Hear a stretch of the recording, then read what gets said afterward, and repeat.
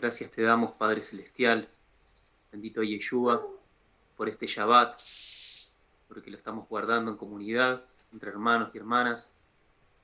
Te pedimos que nos des entendimiento para poder recibir tu palabra, para poder entender cada detalle que nos quieres mostrar en este día, para poder seguir haciendo tu voluntad, dejando atrás nuestras propias imperfecciones y todo lo que quieres que cambies para que seamos mejores ante tu presencia.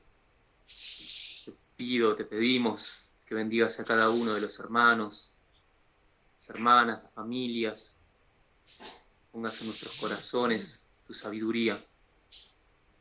Gracias, bendito Yeshua. Guárdanos en todo momento. Amén. Amén. Amén. Amén. Bueno, hermanos, shalom a todos. ¿Qué tal están? ¿Animados? Tanto tiempo que no nos hemos visto. ¿Echaban de menos esta reunión? Solo 6 días. Cada 6 días tenemos ocasión de estar nuevamente juntos. Y hoy más que nunca, vamos, empezamos a superar el récord de audiencia. Estamos más. Bueno. Shalom, Diana. ¿Cuánto tiempo hemos pasado con este estudio del libro de Osea? Creo que no sabe nadie, ¿verdad?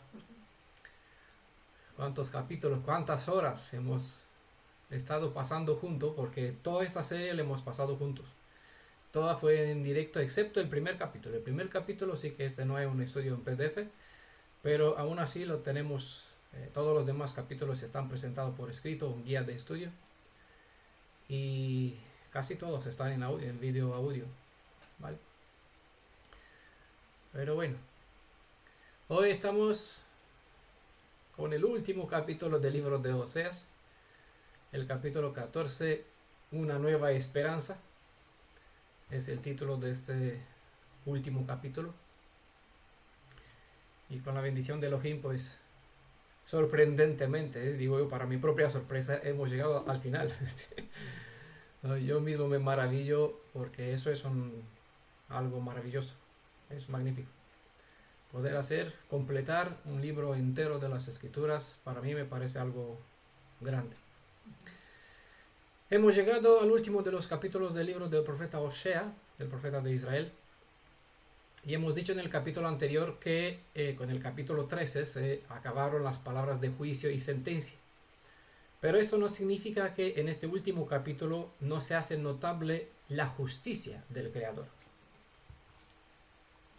Bueno, se suele asociar la justicia con el juicio, pero la justicia no es solo juicio, sino también favor. ¿Vale? Por esto, en este último capítulo vamos a estudiar sobre la justicia del Elohim de Israel revelada en el grato favor que Él regaló a nuestro pueblo. Según hemos avanzado en el estudio de este libro, hemos visto cuál fue el comportamiento de nuestro pueblo y lo menos que podemos esperar es el favor de Elohim viviente. Pero también hemos visto que Él, a pesar de lo traicioneros que fuimos nosotros como pueblo, Él se mantuvo fiel a su compromiso para con nosotros. Es por su fidelidad y a su pacto y por su compromiso con su propio pacto que todo lo que Él hizo a nuestro favor y por jurar a este pueblo nuestro un amor eterno, Él nos revela, todavía nos muestra misericordia, bondad. A pesar de todo el mal que hemos obrado en su contra de forma descarada y a veces, creo que por lo general, al descubierto, Él aún nos regala Gesed, un favor de cual no somos merecedores. En este último capítulo, como un hermano, el profeta Osea nos exhorta que hagamos lo que debemos hacer para que volvamos a vivir una vez más como pueblo. Pero también nuestro Elohim nos habla en este capítulo en forma directa mediante el específico lenguaje metafórico hebreo. Muchos lectores, muchos los que leen estos textos, esas escrituras que estamos estudiando, pueden observar solo un lenguaje poético bonito donde Israel se le habla en una forma romántica. Pero al pueblo hebreo, el Elohim de Israel le habló en su idioma y según la mente hebrea que tenían. así como bien ellos podían entender, y en el lenguaje figurado les describió cómo se derramará sobre ellos los mejores bendiciones que se le puede dar a un corazón sediente. El mensaje de este capítulo va dirigido hacia aquellos que iban a ir en el exilio a causa de sus malas conductas y que estando allí exiliados en países ajenos por un largo tiempo, ¿no?, dejo aquí entre comillas, que tengan estas palabras de este capítulo de misericordia y esperanza, aún en el exilio. Este largo tiempo nos alcanzó a nosotros y hoy tratamos de entender cuán verdaderas y fieles fueron estas palabras que estamos estudiando, palabras dichas hace más o menos unos 2800 años, ¿vale? Parece que para esta temporada, cuando se envió este último capítulo a la casa de Efraín, la casa de Israel,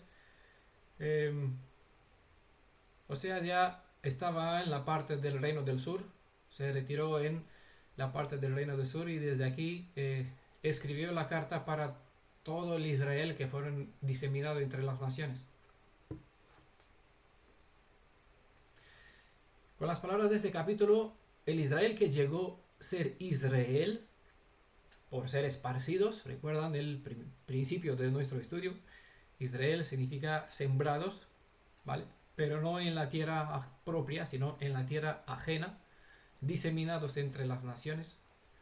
Por eso, con las palabras de este capítulo, Israel llegó a ser Israel, se cumplió todo lo que Adonai dijo, estando allí entre las naciones. Y allí ellos tenían que recordar que su Elohim, el Elohim de Israel, es exactamente como lo fue Osea, ¿vale? Como fue Osea con su esposa, como dispuesto a abrir una nueva oportunidad para dar a su esposa un comienzo de una nueva vida, ¿vale? Por eso este libro han iniciado con una presentación real de la vida conocida del profeta y su forma de cómo lo trató Gomer, su esposa, ¿vale? Símbolo para Israel. Entonces, siempre que tenemos esta visión delante del comportamiento de Osea para con ella, con su esposa infiel, siempre se revela en eso, se refleja el carácter del Elohim de Israel, ¿vale? Y de esta misma forma, si recuerdan lo que hemos estudiado al principio, Osea dijo a su esposa ahora, una vez que ya la redimió, la compró de nuevo, la trajo de vuelta a su casa, le dijo permanece. No la tomó ya como tener una conexión directa, le dijo permanece aquí, como decir un cuarentena, ¿no?, aislada un tiempo para que así pruebe su fidelidad y que ya no va a ir más tras sus amantes, ¿vale? Para que refleje su compromiso de permanencia, ¿vale? Los que estudiaron al principio pues lo recuerdan, los demás pueden están siempre disponibles los estudios por escrito y en audio en nuestros canales, nuestras redes.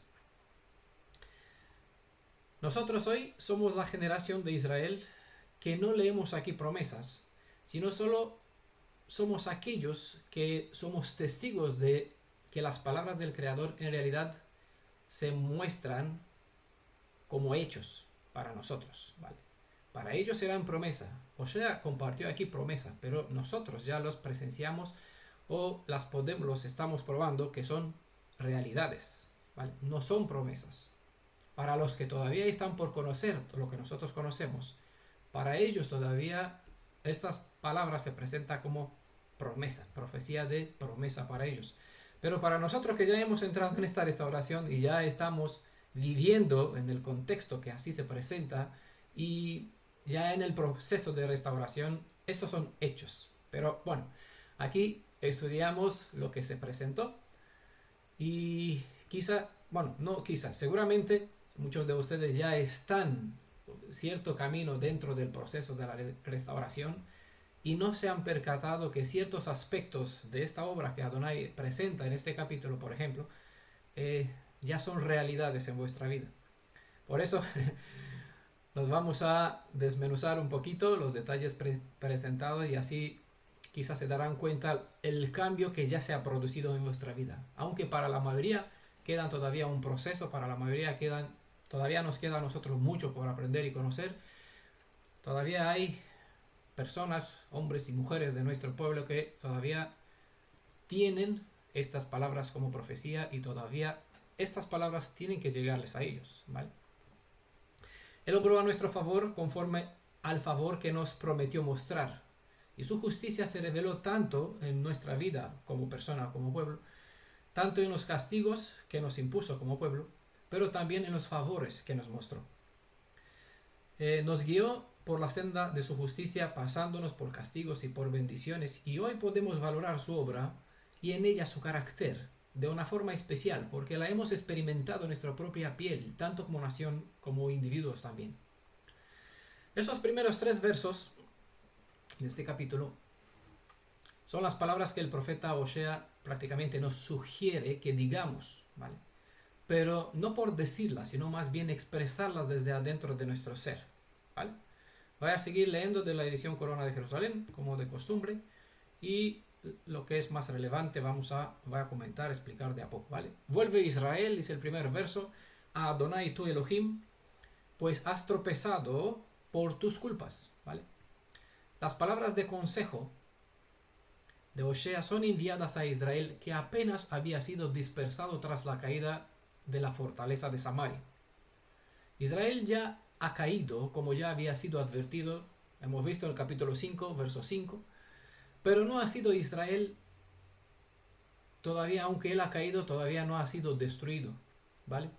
Entonces, al no ser destruido, es decir, consumido por completo, todavía está en condición de poder levantarse si están dispuestos a enmendar su mal caminar, ¿vale? Eso es la palabra que se le decía en aquel entonces. Nosotros somos testigos que nuestro pueblo todavía vive y nosotros hemos tomado en cuenta todos esos consejos, consciente o no, y allí estamos, en el camino de la redención, en el proceso de la restauración. Hemos leído capítulos anterior, en un capítulo anterior, no sé si está por aquí, bueno, la hija de hermanita Adriana, nos leyó el capítulo 17 del Primera de Reyes, ¿vale? Hemos visto en este capítulo sobre los sucesos de la época en cual profetizó Osea, es decir, el contexto que se vivía en aquel momento. Y allí se describe, en este capítulo 17 de Primera de Reyes, se describe cuál fue la razón por cual Israel fue exiliado hasta la fecha, ¿vale? Recalco, hasta la fecha.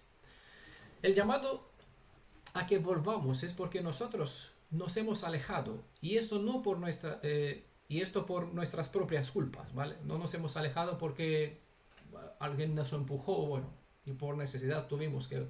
No, por nuestras propias mal caminar, mal proceder, nosotros nos hemos alejado.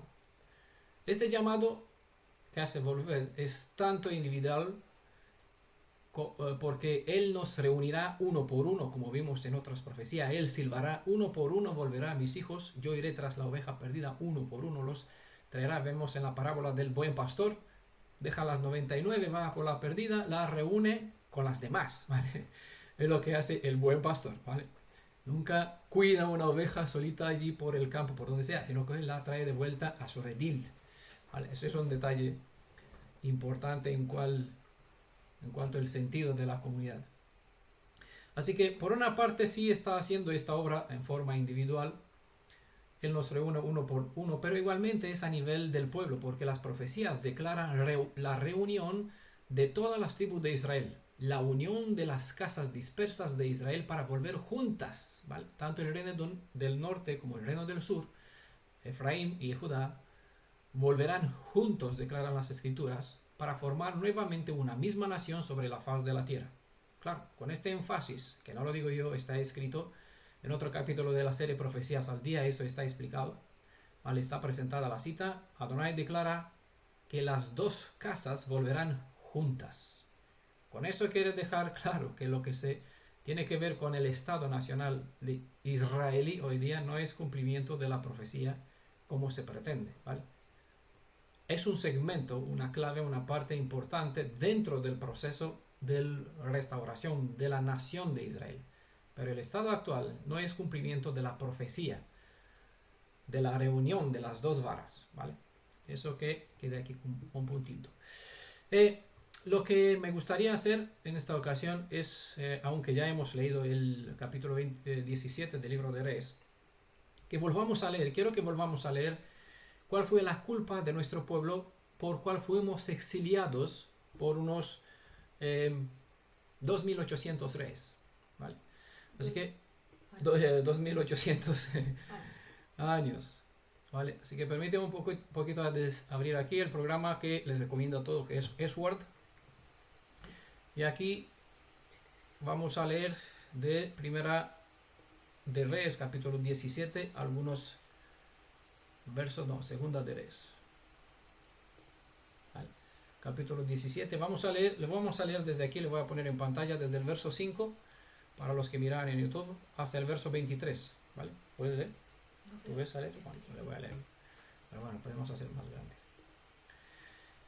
Voy a hacer la lectura. ¿Quieres que pueda leer? ¿Vale? Vamos a hacer la lectura y así vamos a observar ciertos detalles que tienen que ver con lo que Adonai declara que es la culpa de Adonai. Vale. No, Okay. Empezamos con el verso 5, ¿no? Sí. El rey de Asiria subió por toda la tierra, llegó a Samaria y la asedió durante 3 años. El año 9 de Oseas, el rey de Asiria tomó Samaria y deportó a los israelitas a Asiria. Los estableció en Jalaj, en el Jabor, río de Gozán, y en las ciudades de los Medos. Esto sucedió...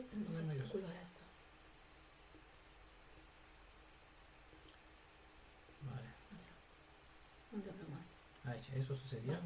Esto sucedió porque los israelitas habían pecado contra Adonai su Elohim, que los había hecho subir de la tierra de Egipto debajo la mano de Faraón, rey de Egipto, y habían reverenciado a otras deidades. Bueno, se nota bien claro. Voy a interrumpir de vez en cuando para apuntar los detalles que el profeta Osea lo dijo. Pues, por favor, ¿cuál es el capítulo? Segunda de Reyes, capítulo 17. ¿Primera o segunda? Segunda de Reyes, capítulo 17. Ok. He dicho yo mal, pero es la segunda de Reyes, capítulo 17, ¿vale? Así. Entonces, esto es lo que declara, ¿vale? Habían pecado porque Adonai, bueno, los llevó de la tierra de Egipto, les separó de todas las demás deidades, pero ellos habían pecado en contra de Adonai su Elohim, ¿vale? Entonces no fue, como dice aquí en el libro de Osea, es claramente has tropezado por tus culpas, y aquí se declaran las culpas, ¿vale?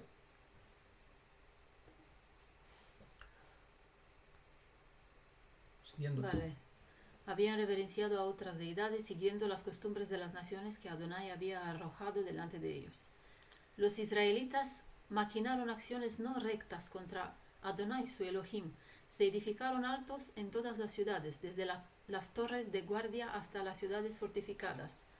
Se alzaron estelas y cipos sobre toda colina elevada y bajo todo árbol frondoso. Y quemaron ahí sobre todos los altos incienso, como a las naciones que Adonai había expulsado de delante de ellos, y cometieron maldades que irritaban a Adonai.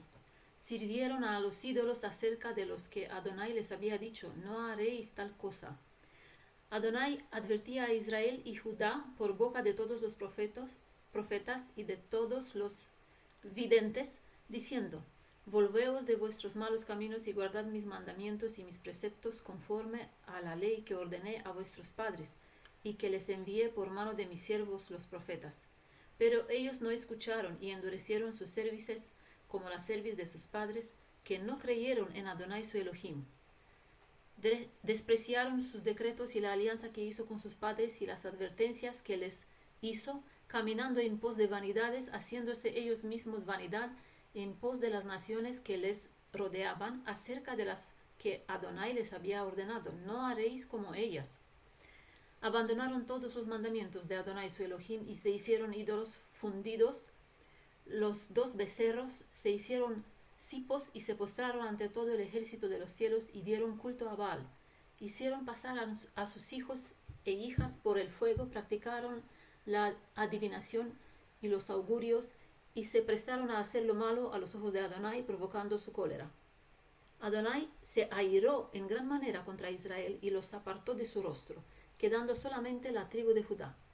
Tampoco Judá guardó los mandamientos de Adonai su Elohim y siguió las costumbres que practicó Israel. Rechazó Adonai el linaje de Israel, los humilló y los entregó en mano de saqueadores hasta que los arrojó de su presencia.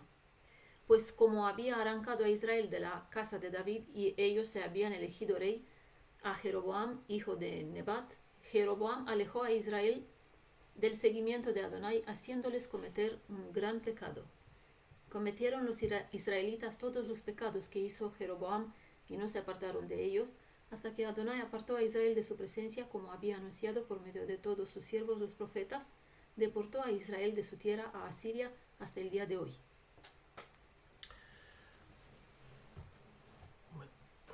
Y vamos a bajar esto.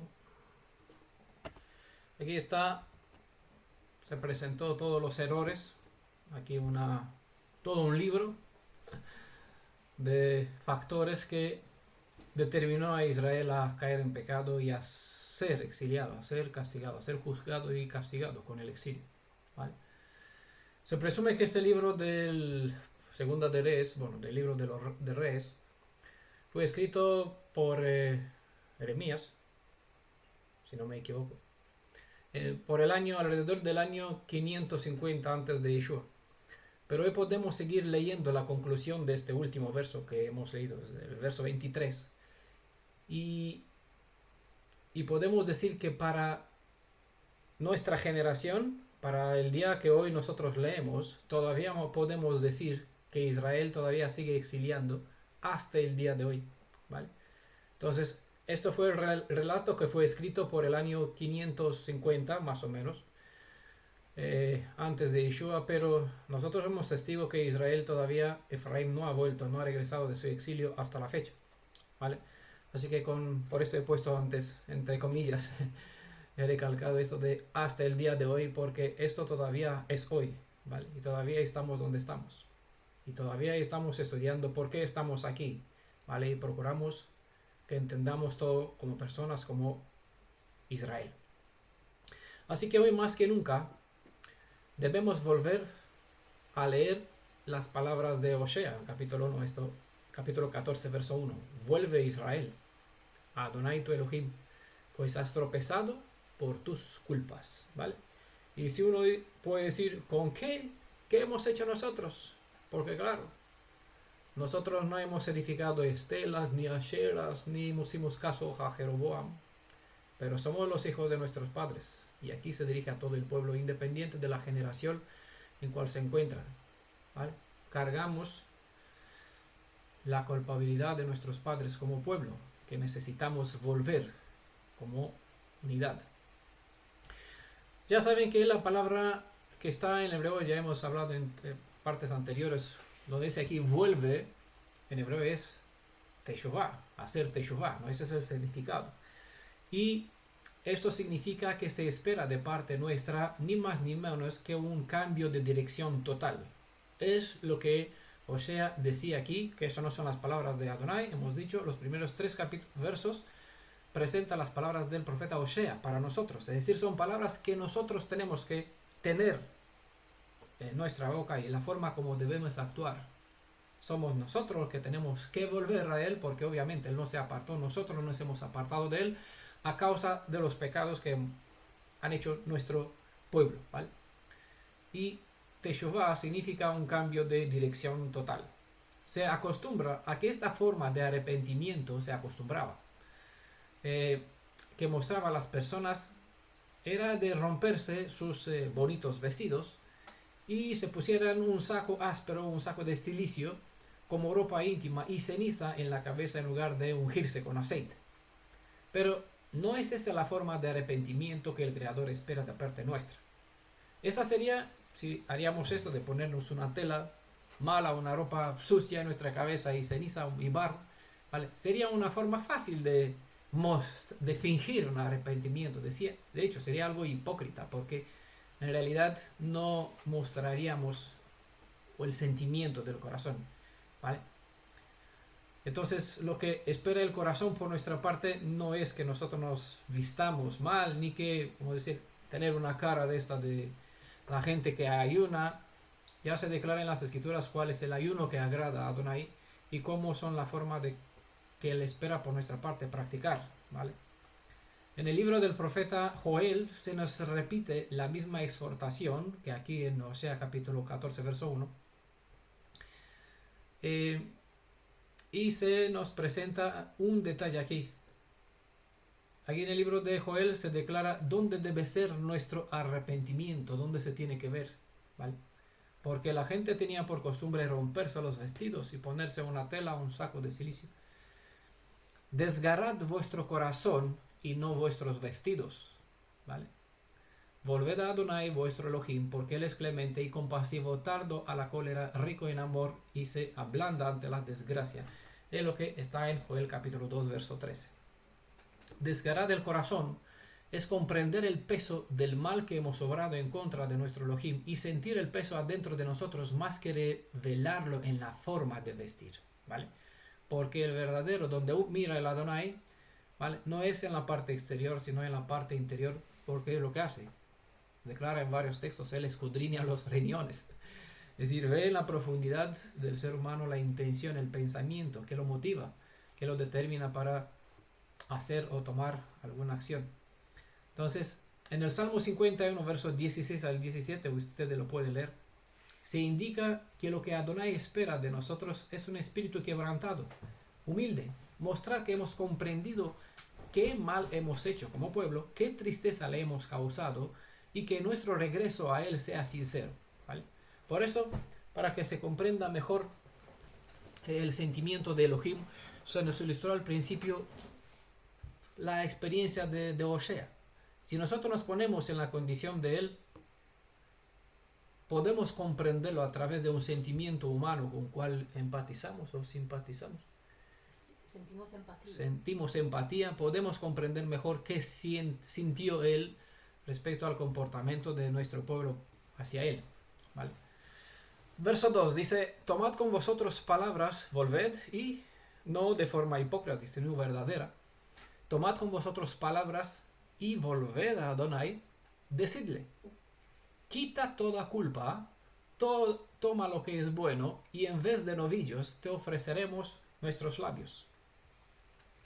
Cuando el Creador pronunció palabras, ¿vale? Dejo aquí, esta se convirtió en aquello que se llamó a la existencia.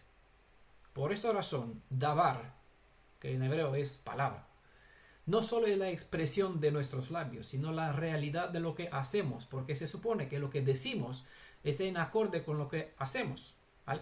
Entonces, el decir de las palabras debe ser llevado en la forma de actuar, ya que más que las palabras, lo que el cielo observa son los hechos, y estos son lo que bendice a una persona o condena a una persona, ¿vale? Porque en base a lo que hacemos, cada uno será juzgado, ¿no? Se abrieron los libros, dice en Apocalipsis 20, y cada uno fue juzgado según los hechos, según lo que estaba escrito allí. Volver a Adonai no es ir en pos del judaísmo. Eso es un detalle, punto clave, quiero mencionar un poquito. Cuando el hijo pródigo de la parábola del hijo pródigo, Dabar, palabras que se cumplen, exacto. Es decir, se convierte en realidad. Adonai dijo lo que dijo, se convirtió en un hecho. Que salga árboles, bueno, brotaron. Y eso, por eso, el sentido de llevad con vosotros palabras no es que empezamos a decir, Adonai, sabes, nosotros hemos hecho, sí, en realidad no yo, fue mis padres. No, sino tiene que ser la forma de cómo nosotros actuamos, ¿vale? Porque es lo que más importa, no lo que decimos. Porque si podemos decir, y muchos dicen de todo, ¿vale? Ya saben que aquí en la comunidad ha entrado una multitud de personas que han dicho, yo quiero aprender, yo quiero. Hasta siempre recuerda a un joven que solo permaneció 6 horas en nuestra comunidad. Insistió, yo quiero ir a Israel, yo quiero predicar la palabra, yo quiero morir. Dice, vaya, no así están las cosas. ¿Qué le vas a decir? ¿Te vas a los judíos y qué le vas a decir? Que Cristo es bueno. Te van a echar papillas, te vas a desechar enseguida. Tienes que conocer. Todo enviado, es decir, ningún dirigente envía un súbdito en algún lugar. Un jefe de ejército envía un espía para espiar el frente enemigo a uno que no tiene ni idea. Obviamente que no, es insensato. Por eso, ni Adonai no envía al trabajo a personas que no son calificadas. Entonces, ¿qué hace? porque todos somos incompetentes en este trabajo espiritual, pero nos forja, nos adiestra, nos guía por experiencia para que de a poquito ganamos fuerza y experiencia, así saber manejar mejor las armas de las escrituras, ¿vale? Así que de paso, a medida que avanzamos, aprendemos y avanzamos, conquistamos, ¿vale? Porque somos Jacob, llamados como vencedores a vencer, ¿vale? Bueno, volvemos a esta parábola del hijo pródigo. Ya saben que el hijo pródigo de la parábola no volvió a su hermano, ¿vale? Volvió a su padre. Lastimosamente, la gente que sale del cristianismo es mal encaminada y en lugar de ser guiados hacia Elohim de Israel, son direccionados hacia la forma de religión que ha aprendido el hermano mayor a practicar. Eso es el judaísmo rabínico. Por bendición de aquellos que han llegado a conocer esta comunidad nuestra, mi Redentor es Yeshua, aquí se les enseña lo que el texto enseña, y aquí la dirección en la palabra que estamos estudiando es clara, ¿vale? Volved a Adonai, ¿vale? Solo aquel que vuelve al Elohim de Israel, llevando consigo las sinceras palabras de Teshuvah, volverá a estar en comunión con sus prójimos hermanos israelitas, porque el hijo pródigo, al volver a la casa de su padre, como su hermano estaba en la casa de su padre, al reconciliarse con su padre, obviamente lo hace con su propio hermano. Quita toda la culpa, es el texto, para que alguien haga esta confesión de fe. Debe primero haber hecho un camino de introspección. Debe haber seguido la exhortación que hemos visto en el capítulo 2 de este libro, ¿vale? Allá nos dice a nosotros, contended con vuestra madre, ¿vale? Pues en el capítulo 2 hemos explicado más sobre qué significado tiene esta expresión. Si una persona no sabe qué ha hecho, qué cosa ha producido, cuál fue el resultado de su mal carácter, de su mal caminar, no puede decir de corazón, quita mi pecado. Porque no sabe el peso que tiene y qué precio se tiene que pagar como consecuencia. Por eso, para refrescar un poquito la memoria, hemos repetido la lectura de este capítulo 17, para así del Segunda de Reyes, ¿vale? Capítulo 17, para recordar qué malos han hecho nuestro pueblo y por qué estamos donde estamos. Pero hay más. Nosotros como hebreos tenemos una doble culpa que tenemos que conocer, ¿vale? Y confesar también. Al ser hebreos israelitas no somos individuos independientes, sino que somos parte de una misma nación y como pueblo entero nos corresponde mostrar una actitud de arrepentimiento. Como espero que se dieron cuenta al pasar todo este capítulo junto a nosotros, más que hablar de la restauración individual, estamos hablando de la restauración de la identidad nacional de todo el pueblo hebreo, y hay un camino que hacer para que uno sepa de qué cosa se hizo culpable. Aquí no hemos estudiado la historia de la rebelión de algunos hebreos o de algún pueblo más en esta historia humana, sino que hemos estudiado de nosotros mismos, cuando aún estábamos en los lomos de nuestros padres. Espero que entiendan la metáfora. Es una expresión que está en el texto hebreo referente a que todo Israel estaba dentro de los lomos de Jacob, ¿vale? Entonces todos partimos de Jacob y nos convertimos en Israel, ¿vale? Si seguimos el camino de nuestro padre. Nos corresponde, por lo tanto, un arrepentimiento como lo manifestó el profeta Daniel en Babilonia, ¿vale?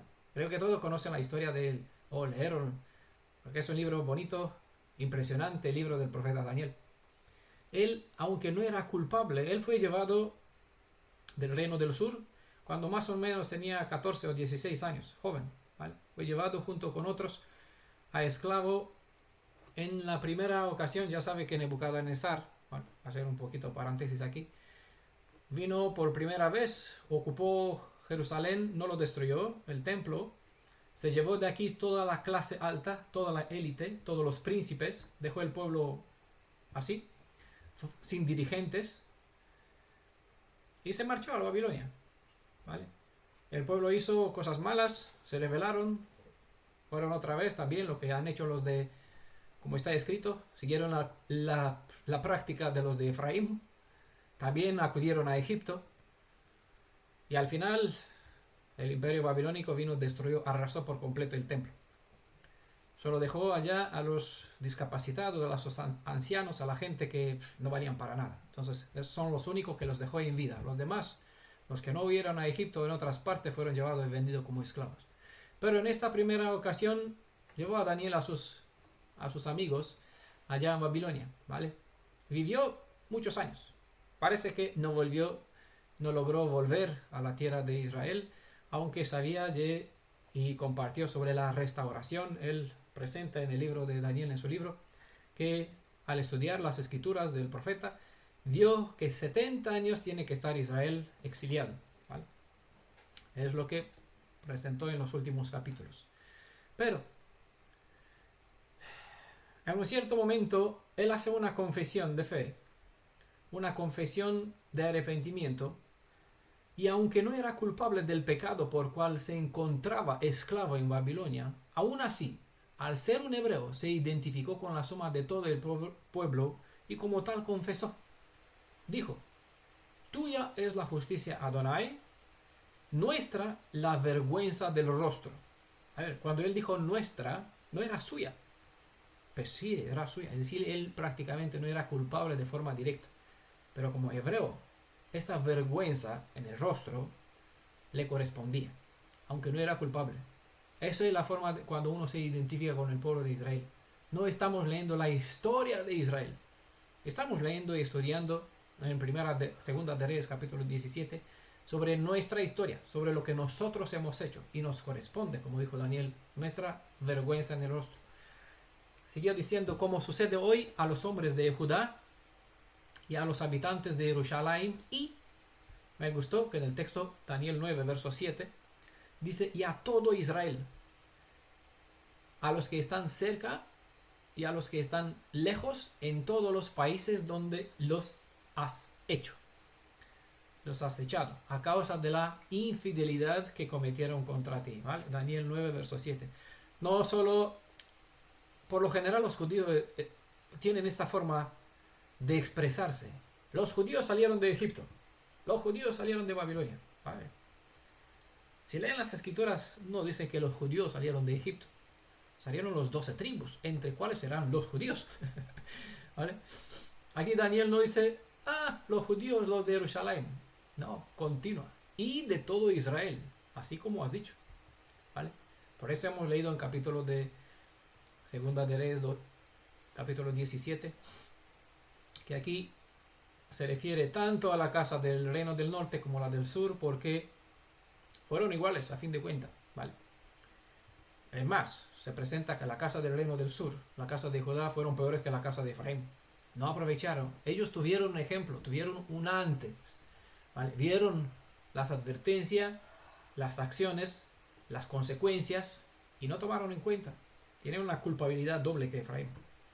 Pero de esto nunca se va a hablar en los que defienden el sionismo o los que defienden el judaísmo, porque no les interesa la verdad, ¿vale? Pero ahí estamos. A nosotros nos interesa más la verdad que caer bien a los demás, ¿vale? Aunque ellos pueden decir: con esto te levantas en nuestra contra. No, nosotros con esto nos ponemos de parte de lo que es verdad, lo que es emet, y eso defendemos, ¿vale? Entonces dice el texto: en vez de novillos te ofreceremos nuestros labios. Esto quiere decir que lo que deseamos ofrecer debe ser más que un mero sacrificio de algún animal. Aunque los sacrificios de los animales está reclamado en la Torah y teníamos que teníamos que hacer ofrendas de sacrificios. Según la capacidad financiera de las personas, los más ricos presentaban un toro. Un toro, cuando una persona venía con un toro, entonces una persona con poder, con peso, que tiene mucho de ¿vale? Y hace 2 días, ¿no? Lo dije, voy a ir en el grupo que Adonai dejó a los ricos aquí en el pueblo, ¿vale? Por algo. No, entonces, es lo que dice aquí. Con los novillos son lo mejor que uno puede traer. La cantidad más grande, más imponente que puede presentar una persona que ha sido ricamente o en gran manera bendecido. ¿Qué mejor sacrificio que las alabanzas de nuestros labios salidas de corazón? A pesar de que él ordenó los sacrificios de animales, cuando el objeto del culto pierde el sentido del propósito para cual fue ordenado, de modo que la práctica se convierte en una mera religión, tal ritual deja de ser una ofrenda agradable ante el cielo. En ese sentido, les invito a que lean ustedes en el libro de Isaías, capítulo 1, 10 versos, desde el verso 10 al verso 20. Allí verán y entenderán que el mejor ritual que podemos guardar, pero carente en el propósito para cual fue ordenado, es igual a una abominación y no será recibido como ofrenda agradable. Y allí se incluyen los moedim, se incluyen los sacrificios, se incluye el Shabbat y lo que sea que nosotros podemos presentar, pero si no se presenta como es debido, ¿vale? Si solo es una apariencia, es como decía Shaul, un vaso que solo produce ruido, ¿vale? Nosotros tenemos que ser un vaso lleno de su espíritu o con el aceite, símbolo de su espíritu, que es el virgen extra, ¿vale? Con eso tenemos que estar rellenados. La sinceridad, la humildad, la transparencia, una entrega genuina, una oración sencilla, pero de unos labios humildes, un buen acto de obediencia, aunque puede ser ignorante en cómo debería proceder correctamente, vale más que cualquier forma de rito que se presenta muy hermoso. Lo mejor en apariencia puede ser algo hueco por dentro, y nuestro Elohim no mira las apariencias, sino lo que está dentro de lo que se observa a simple vista, ¿vale? Recuerdo a Kefa, aquí tengo 2 espadas, yo moriré por ti. ¿Cuánto pasó? Un par de horas, llegaron los soldados, y solo logró cortar una oreja, y luego acabó huyendo. Y ni siquiera cuando Yeshua murió, él no estaba al pie del madero allí. Él no estaba allí. ¿Dónde estaban? Escondidos todos por el miedo de los judíos, decía. Se esfumaron sus esperanzas, su valentía. Yo soy un varón de guerra. Antes de la guerra, muchos valientes, ¿verdad? Pero bueno, el árbol verde se ve cuando llega el otoño. El buen árbol que mantiene sus hojas verdes permanece tanto en verano como en el invierno, ¿verdad? Aquí habla el capítulo de un árbol de este. Así que así era Pedro, Kefa. Una roca, tú eres Pedro, Petra. Pero es una piedra hueca por dentro. Es el material duro, el caparazón. Pero dentro es hueco. Esta es la mejor forma de practicar una religión o un ritual sin poner el corazón, sin tener nuestro espíritu dentro de lo que hacemos. Por eso las palabras, hemos dicho, llevad palabras, no es decirlo. Vale, yo soy hebreo. Vale, bueno. Las palabras importan siempre y cuando los hechos son iguales a lo que se dice. Vale, entonces, como decía, muéstramelo. Como dijo Jacob, muéstrame tu fe en tus hechos, o veré tus hechos y sabré qué fe tienes, ¿no? Porque son lo que se juzga. Entonces, los novillos son un sacrificio costoso, pero Elohim no pide sacrificios costosos, sino palabras de sincero arrepentimiento. Por ejemplo, pueden observar donde hay congregaciones, grandes congregaciones, donde hay reuniones de música, de baile, impresionantes tamaños de shofarot, ¿vale? Este es el plural de shofar. Todos conocemos shofar. Shofarot es el plural, es una palabra femenina. ¿Qué es este shofar? Un cuerno de carnero, para los que no saben. ¿Vale? Creo que todos saben, ¿no? Pueden ver grandes menorá, pueden ver carpetas con escrituras hermosas en letras hebreas, banderas bellas con los escudos de los 12 tribus. Pueden ver cosas hermosas, ¿vale? Pero si investigan en estas congregaciones grandes, ¿qué nombre invocan? ¿Qué concepto tienen sobre la deidad? ¿Cómo enseñan la obediencia para cual fueron dados los meros ritos? Si viven conforme a lo que enseña la Torah en sus leyes, en el propósito de leyes, o prácticamente solo cumple con el ritual, es decir, se pone un talit en la cabeza, ¿vale? Un tefilín, es decir, en lugar de ponerle sobre su frente, La Torah dentro de ellos lo pone sobre su frente, lo enrolla sobre su mano, se pone una mesusa en la puerta. Besan aquí el símbolo porque dice que son recordatorios, tzitzit, ¿no? Tzitzit. Se ponen tzitzit. Dice, eso es guardar, cumplir la Torah. Sí, los flecos, las filacterias. ¿Está en la Torah? Sí, está en la Torah. Nosotros no lo cuestionamos. Pero si investigas, si viven conforme al propósito para cual tienes que tener un tzitzit, aquí te darás cuenta que eso no existe y no se le enseña tal cosa. Entonces te das cuenta que aquí verás la verdad tras las apariencias. Que no hay emuná, no hay verdadera emet. Hay una forma de religión de rito que carece de propósito. Practicar una creencia imponente impresiona al que solo se deja guiar por los sentimientos, pero aquel que escudriña los lugares escondidos adentro de nuestro ser, las apariencias no lo engañan. La genuina humildad adorna el interior antes que el exterior. La redención debe brillar desde adentro hacia afuera y no al revés, ¿vale? Eso siempre lo vamos a repetir, siempre que va a ser necesario. Recordamos el nombre de Labán. Creo que recientemente hemos hablado también sobre él. Labán en hebreo, Labán es el suegro de Jacob, ¿verdad? ¿Conocen toda la historia? Labán, Jacob, ¿vale? Labán en hebreo es una palabra que significa blanco, ¿vale? Eso significa Labán, blanco.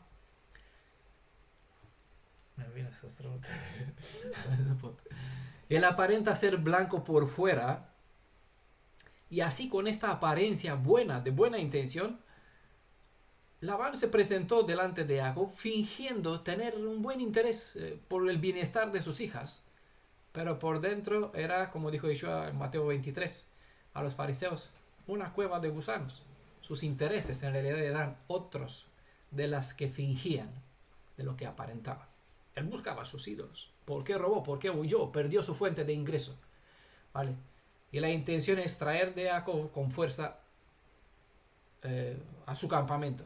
¿Recuerdan la historia? Fue por la intervención de Adonai que dijo, no levantes la mano contra él. ¿Vale? Que dijo, espérate, que aquí hay algo más que mis ingresos. Hay una fuerza con la cual yo no puedo luchar. Entonces tuvo que venir frenado así y decir, vale, vamos a hacer una tregua. Es un siervo. Voy a volver a esta historia. Es importante. En un siervo que os puede parecer humilde, puede estar oculto el espíritu del engaño. ¿Vale? Lo voy a decir una vez más. En el siervo que os parece, lo ven delante, una persona que la escucha, dice, wow, qué persona, qué creyente es esa, qué buena, que habla bonito, es humilde, pueden estar detrás de él un espíritu de engaño. Puede, lo dejo aquí. Y también tras un siervo que se impone con una espada brillante en sus manos, que es una espada que puede sujetar en sus manos, pueden encontrar el ruaj del Elohim de los ejércitos. ¿Vale? Las apariencias engañan. No por nada estamos enseñados a probar a los rujot, ¿vale? Que es el plural de ruaj, de espíritu. En 1 Juan capítulo 4, verso 1 al 6, ¿vale? Se nos recuerda esto. No se dejen engañar por las apariencias. Como está escrito en el Salmo 78, verso 36, también Isaías capítulo 29, verso 13, Adonai no acepta formas de culto imponentes. ¿Qué son estos? Bueno, lo que está hablando aquí en la parábola, en la metáfora, como son los toros que se presentan en sacrificios. Una forma imponente, ¿vale? Cuando el corazón de las personas está lejos de lo que Él requiere. Es decir, sí que acepta lo mejor de lo mejor, y algo imponente, pero cuando el corazón es como debe ser, ¿vale? Pero cuando se presenta solo esto, sin el corazón, un sacrificio grande, sin el corazón, no vale para nada. El rico y la viuda no presentó nada, 2 moneditas, pero su corazón era más grande que la ofrenda del rico, ¿vale? Entonces los valores, los principios de Elohim son distintos a como nosotros los percibimos o como somos enseñados en la forma de religión que hay por el mundo, como son las cosas sobre la deidad, ¿no? El Elohim de Israel ve las cosas donde la gente no mira las cosas. porque la gente está acostumbrada a guiarse en base a las emociones, a los sentimientos, a lo que el oído, a lo que encanta, a lo que ve y siente bien su corazón, ¿vale?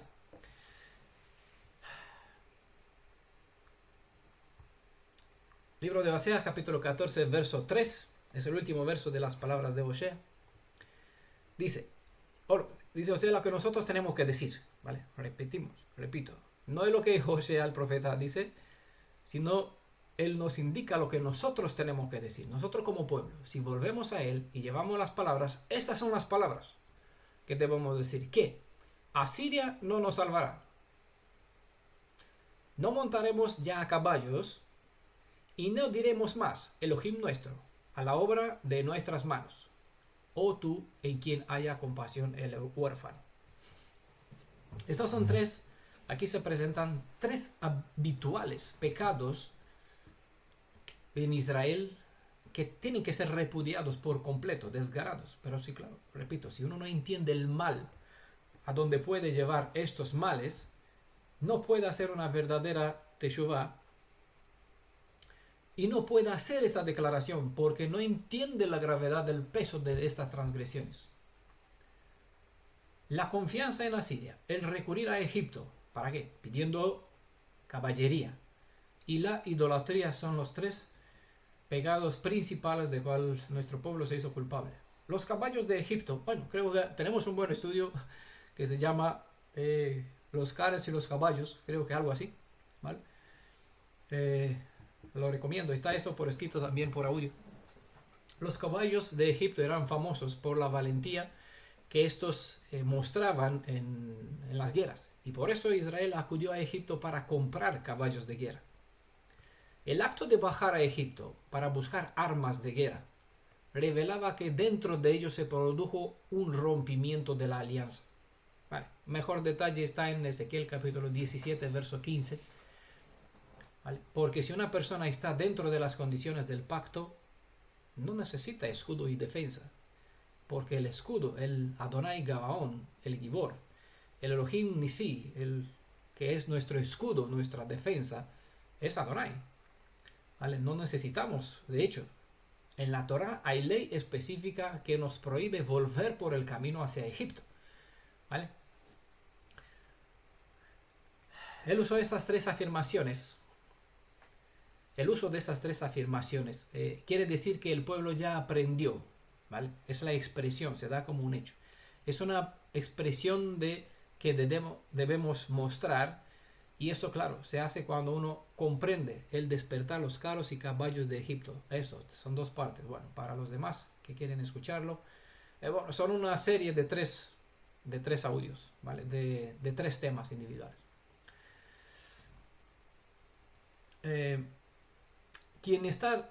Lo que expresan, lo que se muestra, lo que se quiere decir con estas tres expresiones es que hay un pueblo, o que en algún momento, como en este caso nuestro, entendemos, o el pueblo tiene que entender, que el uso, cuando está dentro de las condiciones del pacto, no necesita de ayuda externa al poder de Elohim de Israel, ya que él aseguró proveer todos los recursos y la ayuda necesaria en todas las circunstancias. Eso está lo que él asegura, lo que él garantiza mediante sus 10 palabras de la alianza, siempre y cuando nosotros hacemos nuestra parte cumpliendo con todo lo que tenemos en la Torá. El poder de las alianzas políticas no salva a nadie, es la conclusión que debemos entender, comprender. El poder de las armas de guerra no son suficiente fuerte para defender y librar a Israel de un potencial enemigo. Y también el tercer factor, el de invocar los nombres de las deidades ajenas al Elohim de Israel, no vale más que hablar a una piedra hueca. En el mejor de los casos, cuando le hablas a una piedra hueca, puedes escuchar el eco de tus propias palabras, ¿vale? Pero hablar a una deidad que no es en realidad nada, que es vana, no sirve de nada. Lastimosamente, el estado actual llamado israelí, a pesar de que pretende ser el verdadero Israel, no está para aprender esta declaración de fe. Así que siempre están pactando nuevas alianzas políticas. Siempre los pueden ver vendiendo y comprando más armas de guerra. Y también invocando no el nombre de otras deidades, sino invoca los nombres de los muertos, ¿vale? Como si el bien, por ejemplo, van a la tumba de Isaac, ¿no? Que está allí y ora por los méritos de Isaac para que se salven, para que les libere de alguna gracia. Han deificado a sus muertos. Y por ejemplo, puede que escucharon canciones sobre el rabín Nachman, ¿vale? Lo han deificado y lo invoca su nombre más que el del creador. Si han estudiado el efecto de las acciones de nuestro pueblo en el pasado, pueden predecir cuál sería el futuro de todo lo que está haciendo el actual Estado de Israel. No es difícil de ver dónde van a parar, aunque pueden tener 180 ojivas de cabezas nucleares y 6 escudos, 6 sistemas de defensa de escudos. Aquí está el resultado. No han aprendido de la historia. Van a repetir la desgracia. Y eso tiene que ser así. Porque nuestra tierra tiene que ser libre. Y cuando van a estar allí humillados y van a comprender que el caballo de guerra no le vale, entonces sí, se cambiarán las cosas y la cosa tornará favorablemente para aquellos Yehudim que quedarán fieles en el Israel actual. Y uno perseguirá a 1000, como declaran las profecías, que eso sí va a suceder. El huérfano es un descriptivo de la condición desamparada de Israel cuando se apartó de Adonai, quien es el verdadero Padre. Para aquellos que se presentan delante del Elohim viviente con la actitud sugerida por el profeta Hosea en estos primeros 3 versos, con los siguientes versos, Adonai mismo se presenta con sus brazos abiertos, listo para recibir a aquellos que vuelven a Él en humildad y arrepentimiento, y con esta disponibilidad, como hemos visto en estos 3 versos, con esta forma de presentarse. Siempre hay que recordar que desde la perspectiva de Adonai, cualquier anuncio de juicio es una invitación al arrepentimiento, y si hacemos lo correcto, Él nos abrirá una fuente de misericordia para nuestra restauración. Si hasta aquí hemos hecho nuestra parte del pacto y hemos mostrado lo que tenemos, el arrepentimiento que tenemos que mostrar, Él asegura hacer lo que le corresponde hacer a favor nuestro, así como respuesta a nuestra teshuvá, Él nos declara, ¿vale? Y desde este verso 4 en adelante son lo que Adonai declara a la persona que viene a Él de esta forma, ¿vale? De esta forma. Entonces, todos sabemos en el cristianismo, puede venir a Adonai así como eres. No. Yo tengo que venir a Adonai así como eres, pero con las palabras adecuadas, con la actitud idónea, y si no sé de qué mal estoy culpable como pecador y enfermo, voy para decirle qué, ¿vale? Dame. Perdóname, pero ¿por qué? ¿De qué eres culpable? ¿Vale? Aquí una persona que ya no está en la comunidad, al salir de la comunidad, en un cierto momento vino y me pidió, perdóname. Y yo le pregunté, ¿pero qué has hecho para que te perdone? No es que yo no sabía, no es que Adonai no sabe. Necesitaba saber si la persona que pidió disculpas sabe qué cosa cometió, qué consecuencias trajo sus actos aquí en la comunidad y por qué se siente culpable. Y no me supo decir nada. Entonces le dije, pues, ¿para qué me vienes a pedir disculpas si no sabes de qué te sientes culpable? ¿Vale? Entonces las cosas quedaron así. Somos amigos.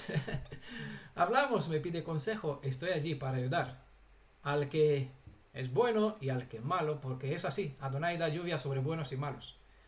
Pero hay un proceso, y Adonai aquí nos muestra un proceder. Venid del volveos. Y 2 veces se repite en verso 1 y el verso 2, en estos primeros 3 versos. 2 veces que tenemos que volver y con la actitud con cual tenemos que volver. ¿Vale? Y si hacemos lo que es debido, a partir de aquí Adonai sí que nos abre los brazos y nos dice, yo sanaré su infidelidad, los amaré favorablemente, pues mi cólera se ha apartado de él, ¿vale? Es lo que declara Adonai como consecuencia a lo que nosotros hacemos, ¿verdad? ¿Por qué? ¿Acaso no viene él detrás de su pueblo para buscarlo? Sí, pero igual el padre del hijo pródigo, ¿qué hizo? ¿Se fue para donde estaba su hijo derrochando su dinero? No. estaba esperando a que vuelva, a que regrese su padre. Estaba ahí delante en el camino todos los días. A ver si vuelve el hijo. Su hijo. ¿Vale? Volvió. Y cuando volvió, ¿cómo lo recibió? Así. Dispuesto. Perdóname, padre. Cuando mostró, porque sabía de qué se hizo culpable. Él dijo, no soy digno para llamarme hijo tuyo. Y no sé qué más dijo. ¿Vale? Para que me consideres como un hijo tuyo. Trátame como un esclavo. Era más. Bueno, se entiende detrás de esas palabras mucho más de lo que parece. Y por lo tanto, ¿cómo lo recibió? Yo sanaré su infidelidad. Le puso en anillo, restauró quién es, le dio una vestidura para declarar su dignidad, le dio sandalias, le sacrificó un toro. Es lo mejor de lo mejor. Sí, es un trabajo que, sí, es un acto diferente, así es, hermano Fernando. La mujer rodeará al hombre, corresponde una cierta tarea por nuestra parte ahora, me refiero como pueblo, ¿vale? Porque nosotros nos hemos apartado, tenemos que hacer camino atrás. En otras profecías declara, acuérdate, bueno, de hecho, cuando nos fuimos, cuando fue esparcido nuestro pueblo, él dijo, deja pilares para rememorar, ¿no?, el camino, para que sepas por dónde volver, ¿vale? Pilares de recordatorios, sí, para recordar por dónde volver. Entonces, si uno se fue, tiene que saber por dónde volver al camino. Entonces, es lo que aquí Adonai espera que volvamos. Sí, para que volvamos. Hay un despertar. Que Él envía su espíritu. Que envía pescadores para pescar a uno a otro. Y aquí lanzamos una publicación con un mensaje, con un texto, con lo que sea. ¿Cómo podemos? El anzuelo, las redes. ¿Vale? Para que el que tiene que despertar despierte y que encuentre el camino de volver. No le falta a nadie, solo el que no quiere no vuelve, ¿vale? Pero si vuelve, es lo que promete. Yo sanaré su infidelidad, los amaré favorablemente, pues mi cólera se ha apartado de él. La infidelidad no era una caída ocasional, sino una rebeldía abierta de parte de Israel. Eso es lo que hemos visto todo este estudio, lo que se declara en 2 de Reyes capítulo 17. Adonai pues vio nuestro pueblo, que nuestro pueblo estaba inclinado a rebelarse contra él, como se declaró en Osea capítulo 11 verso 7. Pero él promete sanar la rebelión de un Israel arrepentido. Es interesante que él no dijo que perdonaré su infidelidad o su pecado, sino que lo sanaré. Eso significa que no ve a Israel como un pecador, sino como un enfermo que necesita de un tratamiento para sanarse. De aquí se presenta la palabra amar, que es ahavá, ¿no?, que en este contexto es un derrame de pura gesed. Él dijo que no es que Israel merece el amor, no es que Israel merece el amor, pero aún así le mostrará el amor. Añado aquí que si somos hijos del Elohim viviente, si Él es nuestro ejemplo a seguir, seguiremos pegados a Israel, aun cuando no vemos un Israel obediente a las condiciones del pacto. Yo me refiero como pueblo o como individuos dentro de este grupo. Vale, bueno, es una alusión. Nuestra fidelidad puede ser ejemplo para los demás. No por nada se invoca en las escrituras a aquellos que deben ponerse en la brecha, como se menciona en Ezequiel capítulo 22 verso 30, y como reparadores de portillos, como también está en Isaías 58 verso 12, ¿vale? Ahí están los que hacen lo correcto para hacer una verdadera teshuvah y vuelve a conectarse con Elohim, se convierte en imagen de él, hace lo que tiene que hacer a favor de este pueblo. El poder de estas palabras, yo sanaré, está en la certeza de las cosas dichas. Él no dijo, veré si podré, quizás intentaré, a ver si se sana. No, él lo presenta como un hecho, sanaré. Él es Adonai Elohim Rafa, el que tiene la curación para su pueblo y lo sanará. No por nada su nombre es Yeshua. Yeshua, el verbo Yesha, de donde es la raíz del nombre Yeshua, también significa o se refiere a la sanación, ¿vale? Restaurar, sanar, redimir, salvar, tiene las mismas connotaciones. Verso 5 dice, seré como rocío para Israel, él florecerá como el lirio y hundirá sus raíces como el Líbano. Rocío es un agua del cielo que cae suavemente. Es una pequeña nube que cae regando la tierra. Es una pequeña esperanza, lo que dice el texto, que se derramará sobre Israel de a poco. Antes del diluvio no había la lluvia, sino que había un vapor que se elevaba de la tierra por la mañana y este regaba la tierra, dice Génesis capítulo 2, verso 6. Pero en Génesis capítulo 27, verso 18, se encuentra el rocío como parte de la bendición especial que se le concede al hijo primogénito. Y de este gozo Israel gozó en Jacob, porque fue la bendición que se le dio a Jacob por su padre Isaac. ¿Vale? Y nosotros gozamos de esta bendición de tener el rocío. ¿Vale? Eso para conectarnos. Hay mucho más, ¿vale?, para seguir las pistas, pero bueno, no nos da el tiempo. Ya estamos a 1 hora y estamos casi a la mitad del estudio. Lirio se dice que es la planta más productiva que porque desarrolla muchos bulbos, es decir, se multiplican bastante a lo largo de una vida. Se cuenta que un tallo de lirio puede desarrollar hasta 50 bulbos, entonces 50 flores pueden salir de una sola, ¿vale? Se pueden multiplicar. El lirio común es blanco y consiste en 6 hojas que se abre como una campanita, ¿no? Algo así, como las campanas. El lirio real crece a la altura de 1 metro, más o menos. Y en Mateo capítulo 6, verso 29, Yeshua se refiere a la belleza de sus flores, comparando que esta flor es mejor que toda la vestidura de Salomón. Pero bueno, este año, al trabajar en la reforma de su casa, ya todos saben que regresé a Rumanía y ahí tengo una parcelita. Caía a la pared, tuve que cavar una zanja así para hacer una nueva cimentación y edificar un otro pared, ¿vale? Entonces tuve que sacar unos bulbos de unas flores que los llamamos crini. En romano los llamamos crini. Tienen un tallo alto esas plantas que saqué. Los vi así ya grandes, que no tenía, y tiene un poder de fragancia que se nota bastantes metros, tiene bastante alcance el poder de la fragancia que emana, ¿vale? Pero no tenía ni idea que esas plantas que tuve que quitarlas de aquí porque claro, estaba dentro de donde yo tenía que pisar, siempre les estropeaba. Saqué estos bulbos, eran solo 3 tallos y les sembré en otro lugar, ¿vale? En total tuve que abrir estos bulbos y planté 12 plantas, ¿no? Como sea, 12 bulbos. Así que en el próximo año tendré una hilada de lirios con un perfume impresionante. No tenía ni idea que esas plantas eran lirios. Ahora con el estudio me enteré. Bueno, Mariana dice que sí sabía que son lirios, pero yo ni idea. Ahora mira, ¿qué son los lirios?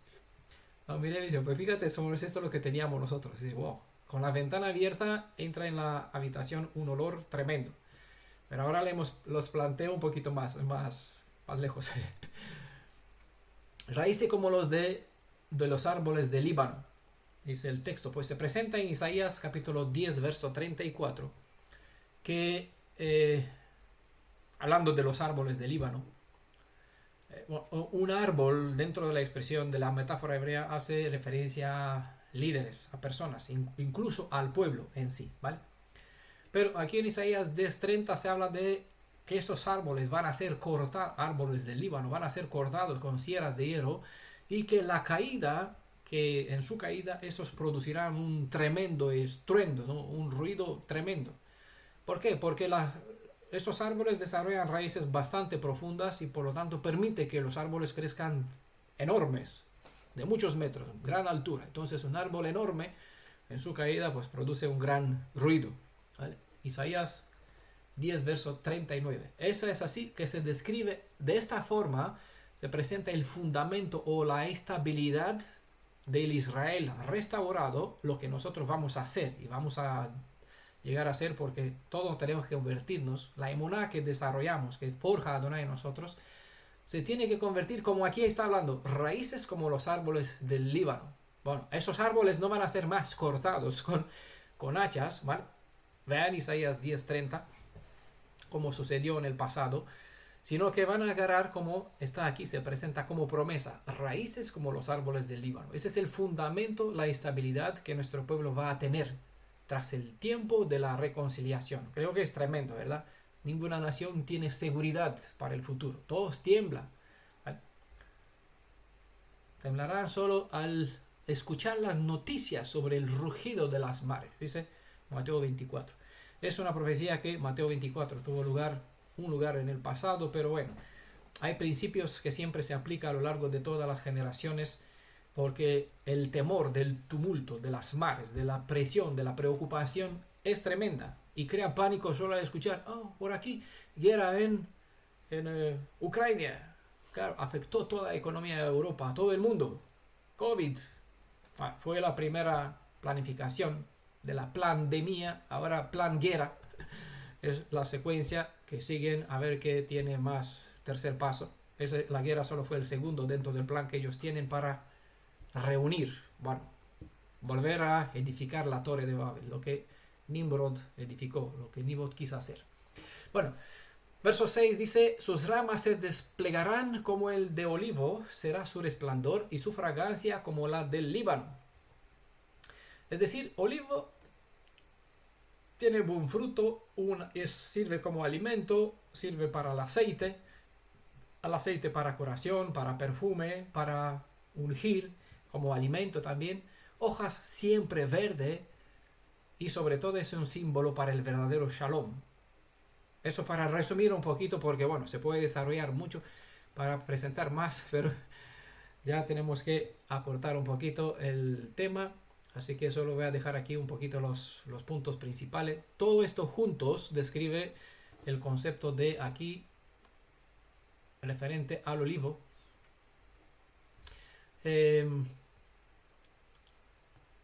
La fragancia que desprende es un símbolo para los buenos actos. La fragancia del Líbano era famosa en aquel tiempo y eso pueden verlo en el libro de Cantares, capítulo 4, verso 1. Se alude a los perfumes, a esta fragancia que se hacía en Líbano.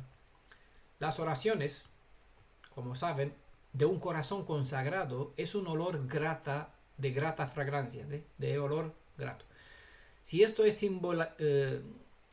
y este olor grato es simbolizado mediante el humo del perfumado del incienso que se ofrecía en el santuario del Elohim de Israel. ¿Vale?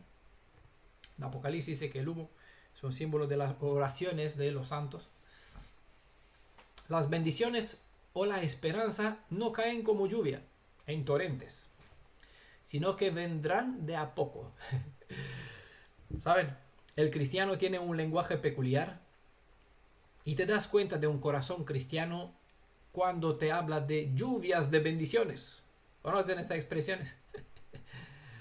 Bueno, si se pregunta cuál es la diferencia entre un rocío y una lluvia, deben saber que cuando cae la lluvia sobre una tierra seca, árida, el agua tiende a fluir hacia abajo y por la dureza de la tierra, las gotas no penetran mucho adentro de la tierra. Entonces, una fuerte lluvia no es de mucho provecho como es el rocío lento.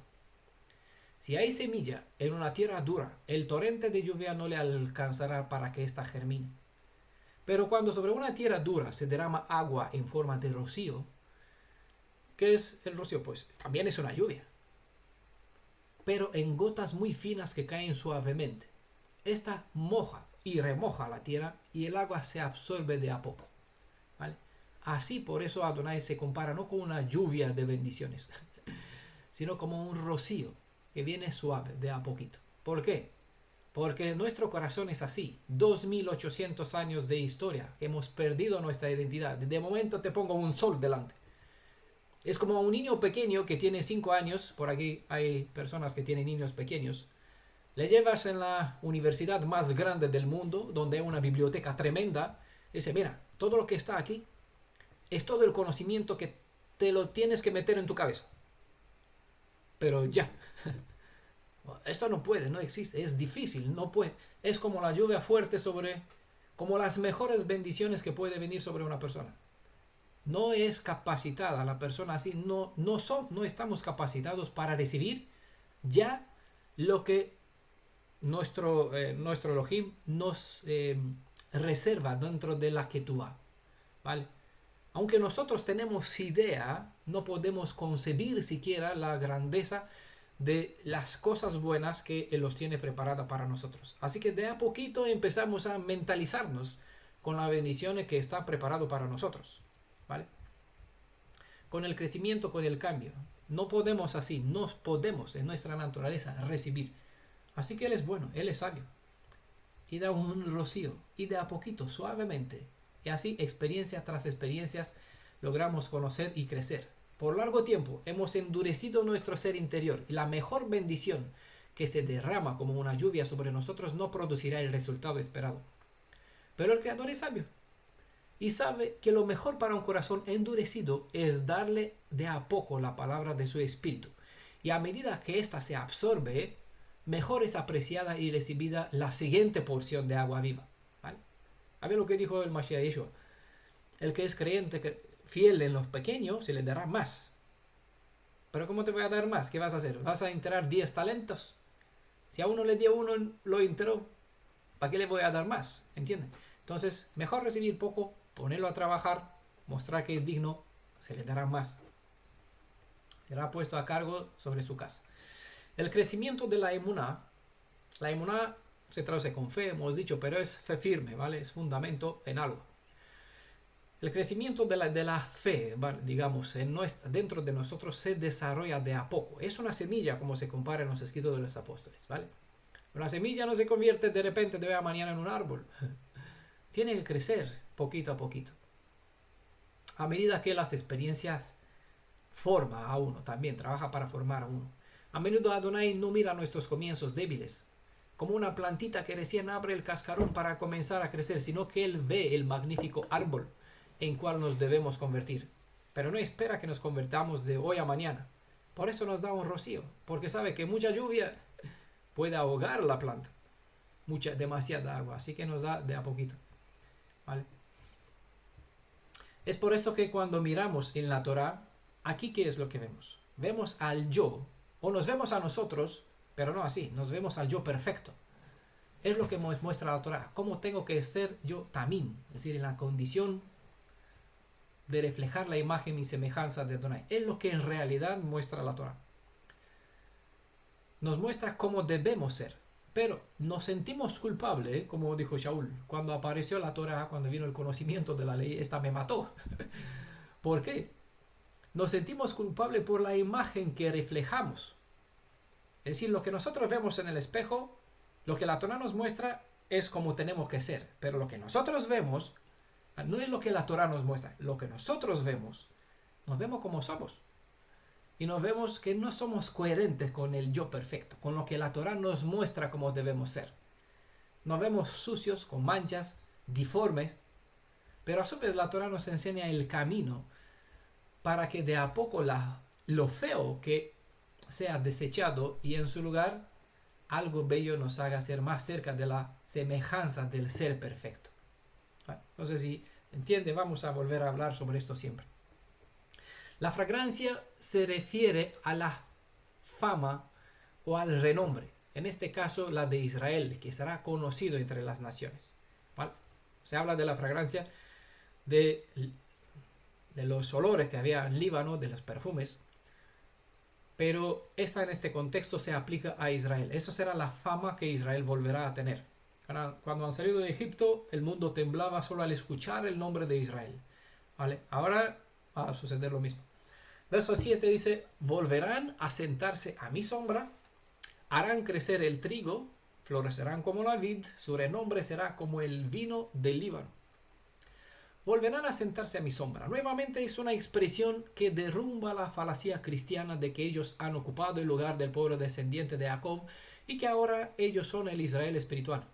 Esta expresión, volverán a sentarse a mi sombra, es una palabra referente a aquellos que al ser esparcidos y perdidos entre las naciones, serán renovados, restaurados, regresarán a sus propios principios de antaño, retornarán a sus sendas, a sus atalayas.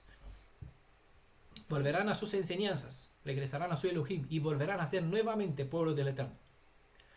Volverán a sentarse, pues es una expresión que jamás puede aplicarse a ninguna otra nación que no es Israel, porque ninguna otra nación gentil, ¿vale?, no ha estado algún instante bajo la sombra, es decir, bajo la protección, bajo el escudo del Elohim viviente.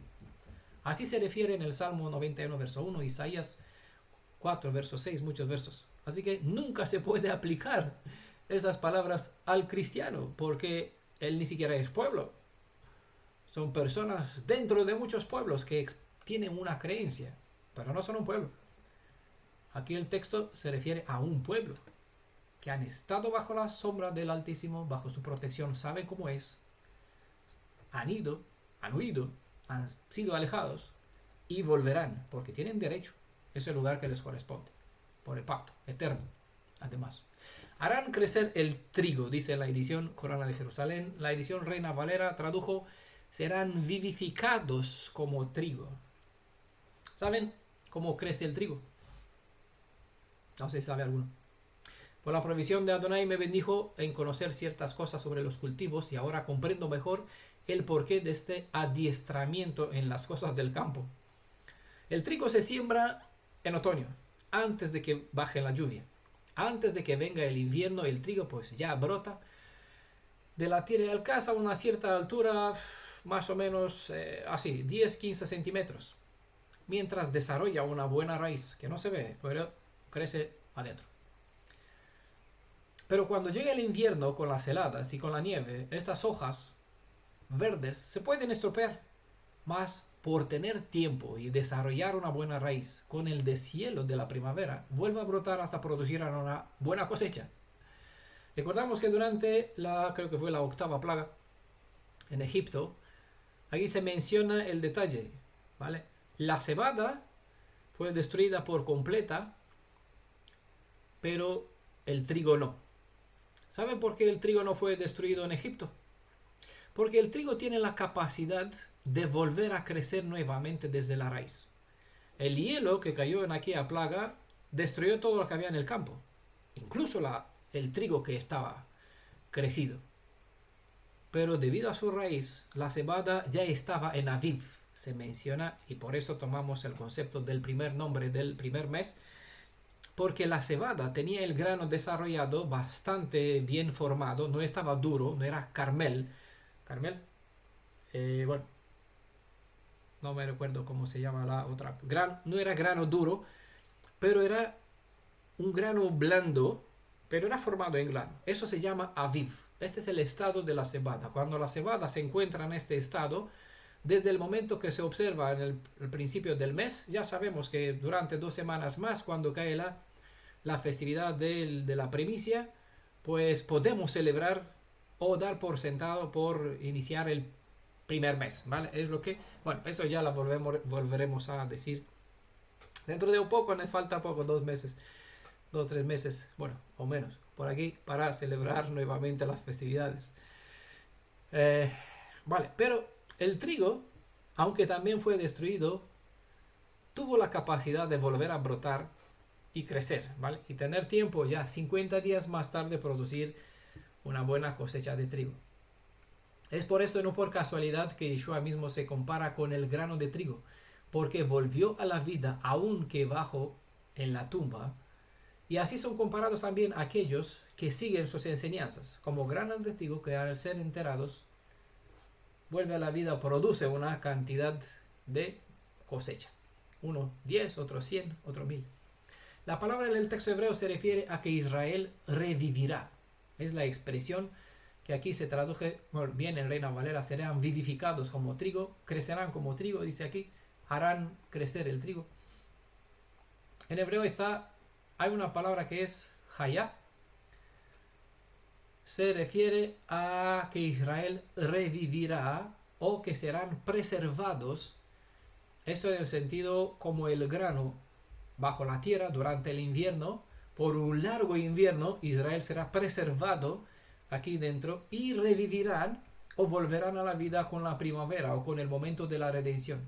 Es lo que expresa en el texto. Nosotros, la mayoría no leen el hebreo y por lo tanto no entienden, solo ven poesía. Dice, ay, qué palabras bonitas, habla Israel, romántico, poético. Pero las expresiones, los términos que están en hebreo, no dice lo que se entiende, sino que dice mucho más, ¿vale? Y lo que está en hebreo desmonta por completo cualquier pretensión del cristianismo que ellos son. Alguien nunca fueron, nunca lo será. Sino todo lo contrario. Lo que dice las escrituras es que Israel jamás fue desechado, fue castigado, enviado en exilio, enterrado en la tierra como el grano de trigo. Desde aquí revivirán tras un largo tiempo que estarán enterrados en el fondo del mar o en el polvo de la tierra. Son dos expresiones que están en el Tanaj en dos contextos distintos, pero se refiere a lo mismo, que estará Israel, Efraín, no será más nación como el grano no se ve, estando en la tierra, pero ahí desarrollan raíces, se multiplican. Pierden la identidad, pero no es el problema. El Padre de Israel conoce dónde sembró sus semillas, donde esparció a Israel entre las naciones. Y desde allí dice, uno por uno los llamará. Pero con la primavera, como sucede con el grano de trigo que nuevamente brota, con el momento de la redención o el redespertar de Israel, será devuelto a la vida. Eso es otro sentido de esta palabra. Serán sanados o serán vivificados. Esos son algunos de los sentidos de la palabra que está aquí en el texto Hayá, ¿vale? Osea capítulo 14, verso 8. Efraín, ¿qué tiene aún con los ídolos? Yo le atiendo y le miro, y soy como ciprés, siempre verde, y gracias a mí se te halla fruto. No sé si se dan cuenta, supongo que no, que lo que se presenta en el verso 5, donde Adonai dijo, seré como rocío, y en el verso 8, donde dijo, es como el cipre, son dos expresiones que la gente en aquel tiempo las usaba para dirigirse en el culto de Baal. Ciprés. Lo que hace Adonai es usar las mismas palabras, el mismo sentido que daban para Baal, pensando que porque honraba a Baal por la fecundidad, que es el símbolo del rocío, y se honraba también tras todo árbol imponente. Lo que nos declara Adonai aquí es que Él es el único quien en realidad puede bendecirnos con el poder de renacer, y que es Él el único que se puede revelar ser verdadero entre los Elohim del mundo. Eso es el sentido de la expresión. El olivo, como metáfora, lo vimos en el verso anterior, es un símbolo de la fertilidad y permanencia. Y de la misma manera como el olivo que puede vivir y producir fruto durante 1000 años, asimismo es el Elohim de Israel, que no se cansa en producir para Israel todo lo que ellos necesitan para comer, para ungirse en cuanto a belleza, para ungirse a fin de sanarse. En esos lugares altos, donde se celebraban el culto de Baal, allí también había un árbol sagrado que se llamaba Ashera. También allí se veneraba la deidad femenina de la fertilidad. Entonces el sentido de todas esas comparaciones es para que entendamos que podemos encontrar en el Elohim de Israel todo lo que nuestro pueblo en el pasado no encontraron al servir a Baales y a las Asheras. Entonces, con cada detalle donde se menciona trigo, el vino, el rocío, el olivo, etc., Él declara en una manera clara que Él mismo y solo Él es la fuente de vida para Israel. ¿Qué tiene Efraín con los ídolos? Es más que una pregunta, es una promesa. La expresión es más bien una afirmación, es la promesa de que la restauración obrará en la vida de aquellos que se encaminaron a volver a la Torah, al Elohim de Israel y a su pueblo Israel, en que se levantará en la vida de ellos un montículo de testimonio. Y como he dicho, mencioné que vamos a volver a esto de Jacob, a la historia con Labán. Hay una palabra que en hebreo es galed, no sé si alguno la conoce. Y esta se refiere al montículo de piedra que levantó Jacob ante su suegro Labán, como señal de separación entre los intereses de uno como de los otros. Toda esta historia se encuentra en el libro de Génesis capítulo 31 y específicamente esta palabra o este nombre Galed se encuentra en el verso 36-37, ¿vale? Labán le puso nombre arameo, Jacob le puso nombre hebreo, dice Galed. Y este lugar en algunas ediciones aparece con Galad, ¿vale? Que luego llegó a ser conocido como el lugar o el territorio o la zona Galaad.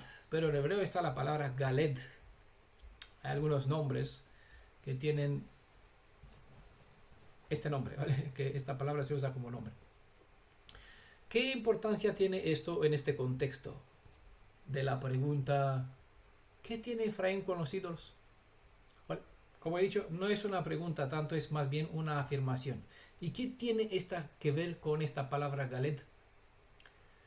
Bueno, la obra de la restauración edifica en los corazones de los redimidos un Galed.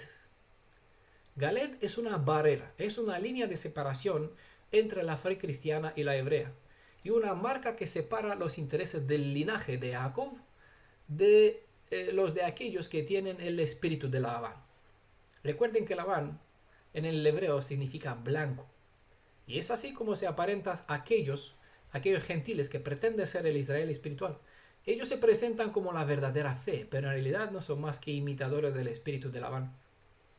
Quizás ustedes no ven o no se dieron cuenta que en vuestra vida ya el Elohim de Israel empezó a cumplir con esta promesa suya y comenzó a construir un Galed en ustedes, ¿vale? Pero miren, les voy a dar un ejemplo. Cuando ustedes empezaron a compartir a vuestro entorno que vuestra fe es la hebrea y que no coméis alimentos de cerdo, cuando ya declararon apartar el Shabbat como día de cese completo de todas vuestras quehaceres terrenales, cuando dejaron de ir a la iglesia, a orar a la Trinidad, a llamar el nombre del Mesías cristiano, cuando empezaron a guardar las convocaciones de Israel, cuando decidieron sumergirse los que se bautizaron en el nombre de Yeshua, y al invocar este nombre, el nombre de Yeshua, etc. Bueno, ustedes han mostrado que hay un Galed. ¿Qué es eso? Un montículo de testimonio que marcó vuestro camino como diferente de los caminos de aquellos que os rodean. Todas esas evidencias solo son pocas. Bueno, le di algunos ejemplos. ¿Por qué en la vida de muchos, en la vida de ustedes, quizás saben, quizás no, se edificó o la redención edificó un muro de separación? Este montículo del testimonio alcanza todos los aspectos de nuestra vida exterior e interior. Y esta obra de cambio se hace a la vista de todos cuantos nos rodean, como Jacob delante de Labán, quien se presentó ser el bueno. Pero en realidad soy una apariencia, ¿vale? Cuando en la vida de los redimidos se observa este Galed, Adonai dijo, o dice, yo le atiendo. Esto es evidencia de que tal persona a quien él le dice, yo le atiendo, está bajo la directa supervisión del Redentor de Israel. Atiendo significa prestar atención, significa responder. En el hebreo está la palabra aná, que significa que igual se refiere a hablar. Creo que es bueno saber que aquel que se dispone a levantar en su vida un Galed puede contar que el cielo le presta atención, le responde, le habla. Es deseable que el cielo dé a una persona atención personalizada, ¿verdad? Entonces, si desean que Adonai te atienda, pues apresúrate ante Labán a levantar tu Galed, ¿vale? Le miró, dice el texto. ¿Saben cómo es la mirada del cielo sobre una persona que se encamina a reflejar lo que acabamos de decir? La misma que el Creador tuvo al principio de su creación sobre la obra de sus manos, sobre lo que dijo y sobre lo que hizo, o lo que se convirtió en realidad. En Génesis capítulo 1, verso 31, dice que él miró la obra de sus manos y quedó contento, satisfecho, lleno. Pero en el texto de Osea no se usa la misma palabra que se usa en Génesis capítulo 1, verso 31, donde está la palabra Ra'a, que es contemplar. Tiene otro sentido. Aquí en el texto hebreo, en el libro de Osea, dice Sur, que básicamente tiene el sentido de dar vueltas. Pero la idea es de observar desde todos los lados el aspecto de una persona, o bien decir, la palabra se puede traducir con examinarla en este contexto. Entonces le da vuelta para mirar de todos los ángulos, para examinarlas. Es lo que dice en el texto Vamos a volver a leer el texto. Efraín, ¿qué tiene con los ídolos? Yo le atiendo y le miro. ¿Vale? Entonces aquí donde se miro es la palabra sur, que significa la examino o lo examino. Bueno, sí. Es preciso lo que hacen los ojos. Eso es exactamente lo que hacen los ojos del Redentor de Israel. Observan. Él mira, él examina el objeto de su redención porque desea a que éste resplandezca en tal grado en cuanto al mirar sobre un redimido vea en este el brillo de su mismo rostro o de su mismo resplandor, ¿vale? Solo cuando Yeshua podrá ver en la vida de un redimido su imagen, es decir, le da como un vaso, ¿no? Uno la está puliendo hasta que se mira y ve su rostro, ve su espejo. Es lo que hace, ese es el sentido de le miro, shur. Lo examino, le doy vuelta por todos lados para ver si refleja la imagen y semejanza, porque cuando una persona refleja la imagen y semejanza de Yeshua, esta persona, bueno, aquí el texto se refiere a todo el pueblo, este proyecto para dar el brillo a este pueblo necesita un tiempo, ¿vale? Hemos visto que el plan para la redención es de 7000 años, y ese es el espacio del tiempo que se necesita para pulir al ser humano para poder darle el brillo de la imagen y semejanza del Creador. Cuando esto estará hecho, listo, donde la persona reflejará la imagen y semejanza de Yeshua, él podrá presentarlo delante de su propio Padre. Pero este proyecto lleva mil años más. Si ante una actitud rebelde él oculta su rostro, ante un corazón contrito él revela su rostro. Creo que todos deseamos que el Creador se muestre favorable hacia nosotros, porque esto es que Él nos muestre su rostro, que nos vea con agrado. Pues si esto deseamos, ya sabemos cómo proceder para que la desgracia en cual ha entrado nuestro pueblo se convierta en bendición.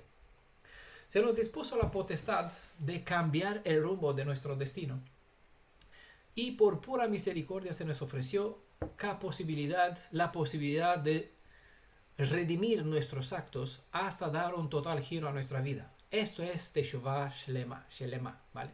Un giro completo a nuestra vida, con todo lo que eso significa. Cipres es la palabra que está aquí, con quien Adonai se compara. Cipres. Personalmente, aunque conozco este árbol, aunque conozco este nombre de árbol desde hace mucho que leo la Biblia, nunca me percaté qué árbol es este, qué imagen tiene. Con esta ocasión miré qué árboles son los cipres y me sorprendí verlos. No sé si ustedes conocen cuál es el cipres. Vale. Yo me sorprendí verlo porque lo observamos por doquier en una multitud de formas de árboles, algunos gigantes, otros apenas unos arbustos y otros parecen matorrales. Donde yo me encuentro, ya saben que estoy en la casa de mi hermana ahí. Aquí. Donde yo me encuentro, en este mismo momento, miro todos los días por la ventana. Ahí la tengo delante, pero ya es oscuro, es de noche. A esta hora ya bajó el sol. Hemos entrado el primer día de la semana hace un par de horas. Hace una hora. Sí, son ya las 5. Tenemos 1:38 desde que hemos empezado el estudio. Estoy mirando por la ventana todos los días y veo una valla de arbolitos que rodea la parcela de la casa de mi hermana, pero nunca supe que estos son cipres. Ay, con razón Adonai se compara con la apariencia de este árbol. Les invito a que observen si no, aquí en la guía de estudio voy a poner una imagen con un cipre. Todo lo conoce, se parece al pino, pero bueno, tiene una fragancia especial diferente. El cipre siempre es verde. De invierno y de verano lo mismo. Sus hojas nunca caen en invierno. Eso nos indica que tanto en tiempos de paz, tanto en tiempos de paz como en tiempos de guerra, digamos, o en la aflicción como en la bendición, el Adonai es el mismo para con los hijos del pacto. Él no cambia. Permanente es verde.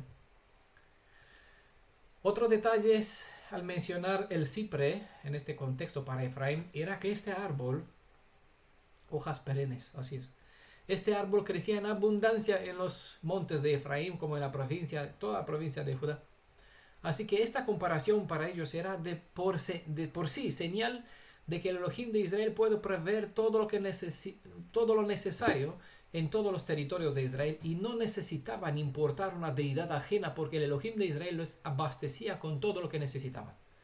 Es por él decir, yo soy así. Tú esperas que Baal lo sea, lo ves que Baal no es. Yo sí, soy un árbol verde. Al escuchar la parábola, ya sabiendo cómo está el árbol, fácilmente podrían hacer la conexión y entender el mensaje. Nosotros tenemos que desarrollarlo, desmenuzarlo para así entrar en el concepto. Para ellos era más fácil, digo yo, porque conocían los términos, las parábolas, las metáforas. Sabía a quién venera, qué clase de concepto le da, pero nosotros tenemos que aprender, recuperar esta cultura. El fruto que producimos, dice el texto, todo tu fruto proviene de mí, debe ser la obra de sus manos. ¿Y saben ustedes qué cosa producen las manos del Redentor de Israel? Lo declara Salmo 11, el verso 7. Las obras de las manos del Creador producen verdad y justicia. Eso dice el texto, ¿vale? Verdad y justicia, las obras de sus manos, ¿vale? Literalmente. Entonces, entiendan por qué hacemos tanto en esta sí, maravillas, pero bueno, este texto es claro, produce verdad y justicia. Son las obras de sus manos. Y en este sentido, hace mucho hincapié esta comunidad aquí. Como se dan cuenta, está hablando en plural y no dice la mano, sino manos, porque él extendió sus dos manos, ¿vale? Para que sean traspasadas. Si de su brazo derecho brota la justicia, de su otro brazo se derrama en abundancia su verdad, para que nosotros, la verdad para nosotros es igual bondad. Por hacer justicia, al pagar el precio requerido a causa de nuestras rebeliones, logró nuestra liberación del yugo del imperio de la oscuridad. Y es por su verdad que ahora que nos hemos librado nuestro espíritu de las cadenas de las falsas creencias. Yo soy la verdad.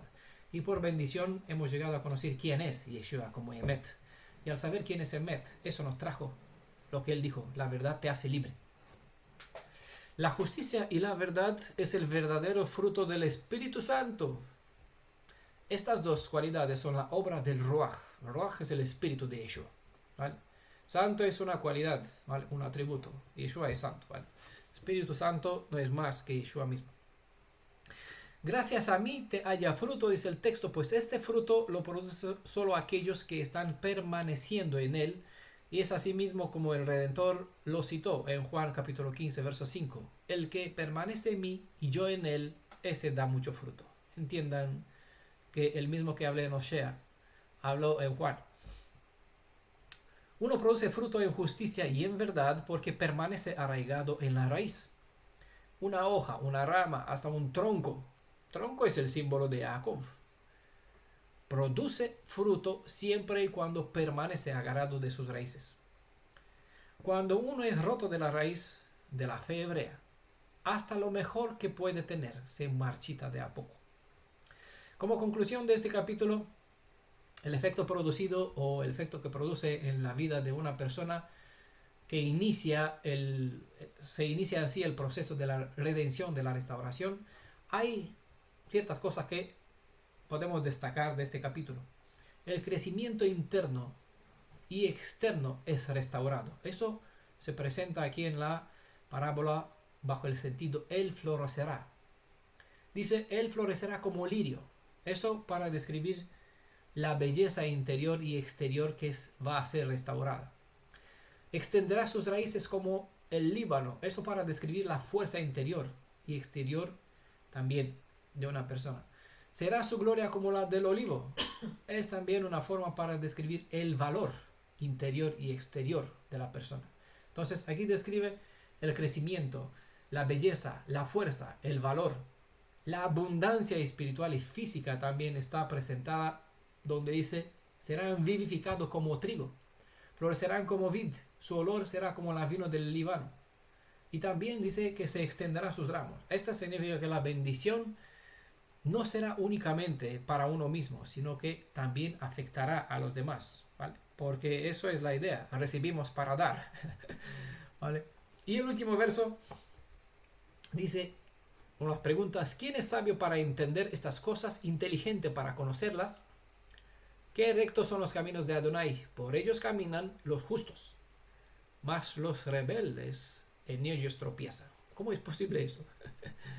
Pues sí, estas palabras son muy semejantes a lo que se presenta en Proverbios capítulo 4, verso 10 al 12 y desde el verso 18 al 19. ¿Vale? Proverbios 4, 10 al 12, bueno, hasta el 19. Este texto de Osea capítulo 14, verso 9 declara que las personas que entienden la profecía de Osea cambiará tanto su actitud como sus acciones. Vivir con y para el Elohim de Israel supone aprender los caminos de Adonai. Y al poner en práctica lo que aprendemos, levantamos un galet en nuestra vida como señal de testimonio entre el antes y el después, entre lo que es un Jacob y quien sea que sea Labán. Eso está escrito en Proverbios capítulo 10, verso 29. Fortaleza es para el íntegro la senda. Senda es camino, ¿vale? Aquí dice que rectos son los caminos de Adonai. Fortaleza es para el íntegro la senda, es decir, el camino de Adonai. Pero ruina para los malhechores. La senda o el camino de Adonai está revelado en las instrucciones de la Torah. Kefa hizo referencia a Pedro, ¿vale? Hizo referencia a esta enseñanza en los versos de Primera de Pedro capítulo 2, verso 7 al verso 8. Donde al hablar sobre el Elohim de Israel, cuando vino como Redentor, Yeshua, dijo que él va a hacer, Yeshua va a ser para algunos bendición y para otros piedra de tropiezo. Y eso es lo que observamos mientras nosotros conocemos que Yeshua es el soberano Elohim de Israel y que él mismo se hizo Redentor del mismo pueblo. Otros, mientras tanto, nos declaran idólatras porque afirmamos que toda la rodilla se deben doblar delante de Yeshua, pero si no veneramos a Yeshua por ser quien es él en realidad, nada de lo que podemos hacer puede ser aprobado por el Padre de Yeshua. Solo aquellos que honran al Hijo honrarán al Padre del Hijo. Así que nuevamente somos testigos de que todo este libro del profeta Osea es profecía. Es profecías al día. Por eso tenemos esta serie y todo está incluido en esta serie, Profecías al Día. Porque nos revela el estado presente de la actual generación de Israel. En base a los principios que hemos descubierto y aprendido al estudiar este precioso libro, hoy estamos más capacitados para conocer a aquellos que se encaminan en el camino de Adonai y también descubrir aquellos espíritus rebeldes sobre cuales somos testigos de sus tropiezos. Buenos hermanos, aquí finalizamos el estudio completo del libro de profeta Osea. Creo que ha sido algo maravilloso. Personalmente tengo todos los motivos para agradecer al Elohim de Israel por todo este conocimiento. A mí, siempre que he preparado esos estudios, estuve siempre impresionado por las maravillas, por entender, por penetrar y comprender el sentimiento de Elohim y ver cómo lo trató el pueblo y cómo trató él al pueblo, ¿no? Poder tener esta capacidad de observar y comparar las actitudes del Creador y de nosotros, ¿ah?